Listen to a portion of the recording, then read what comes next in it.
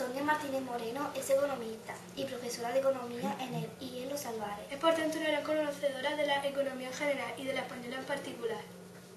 Antonia, muchas gracias por atender a las preguntas de Canal Junior. En primer lugar, tenemos que hablar de la crisis. ¿Tú crees que es tan profunda como se dice? Buenos días. La crisis sí es profunda, es bastante profunda. Si no, no se habría armado el revuelo que se ha armado en estos últimos días, sobre todo, que es más intensa, estamos viviéndola más. Y es porque cada empresa tiene un problema y esos problemas al final trascienden, porque si una empresa tiene problemas, despide a los trabajadores y esos trabajadores se quedan sin nada que cobrar. La prestación por desempleo dura muy poco, porque ya llevamos más de 2 años de crisis y eso hace que se hayan acabado en muchas familias esa prestación.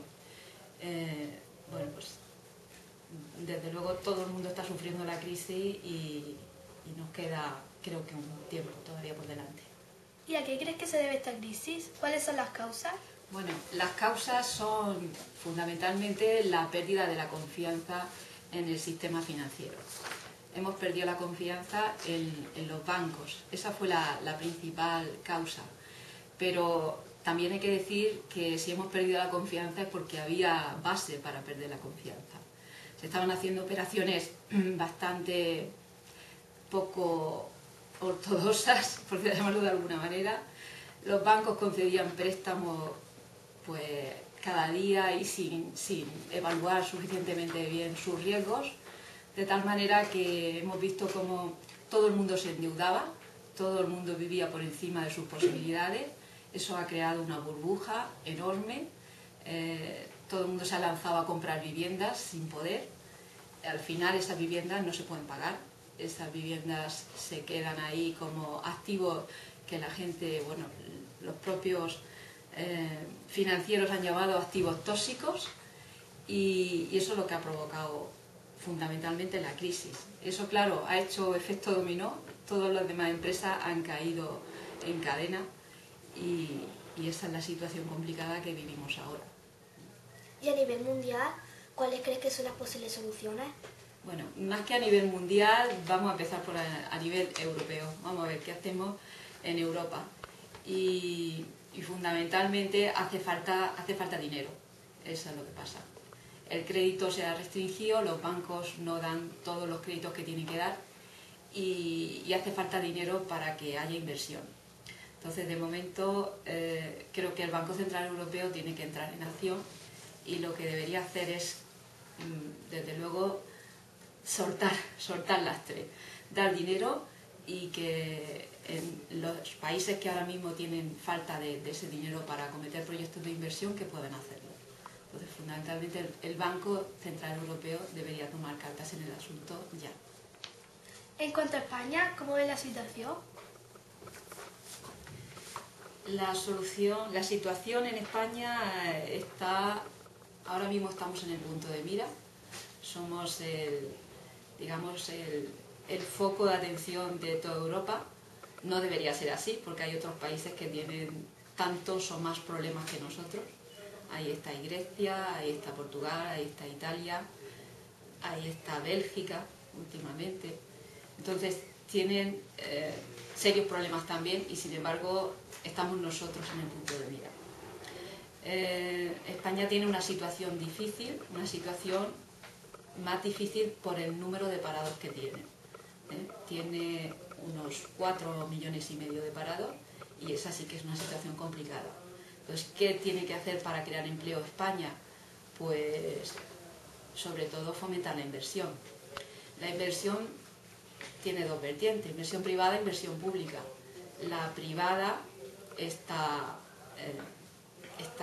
totalmente parada, no hay inversión privada y por lo tanto yo creo que la inversión pública sería lo que podría sacar a flote algunos puestos nuevos de trabajo, lo que podría crear empleo, la inversión pública.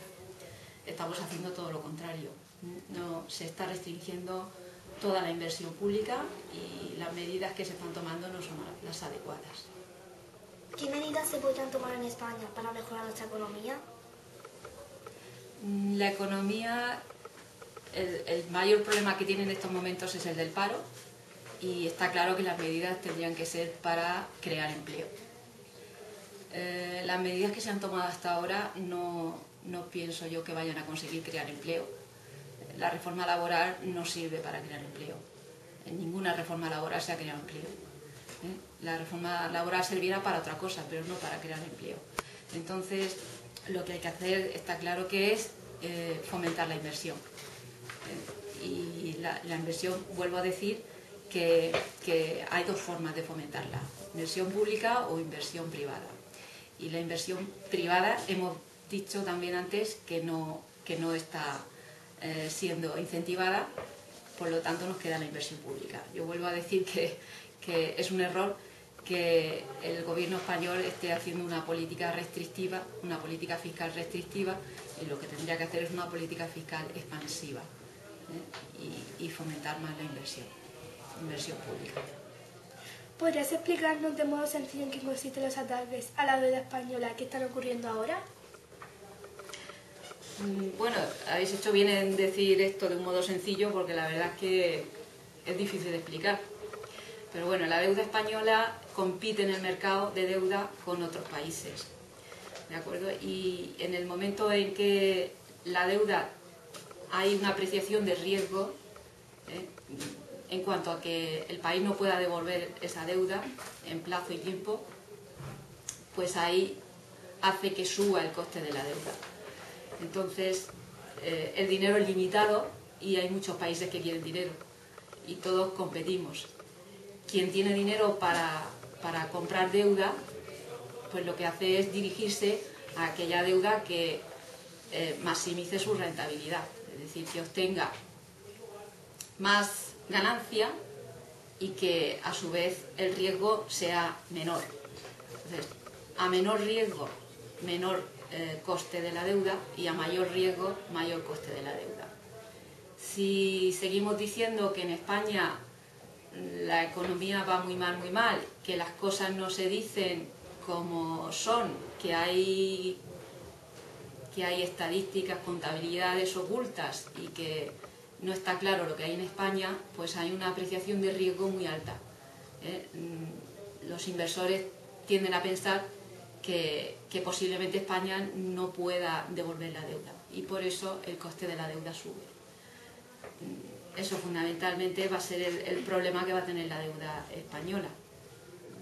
¿Cómo afectan estos ataques a nuestro bolsillo?